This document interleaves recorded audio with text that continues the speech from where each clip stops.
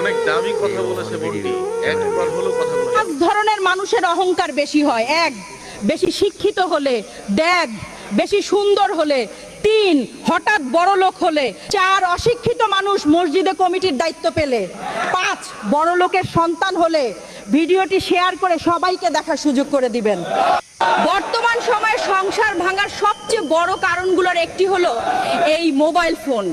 এক সময় স্বামী স্ত্রী একে অপরের সাথে গল্প করে সময় কাটাতো, কিন্তু এখন মোবাইলের কারণে দূরত্ব তৈরি হয়, আর সেই ছোট ছোট দূরত্বই এক সময় বিচ্ছেদের কারণ হয়ে দাঁড়ায়।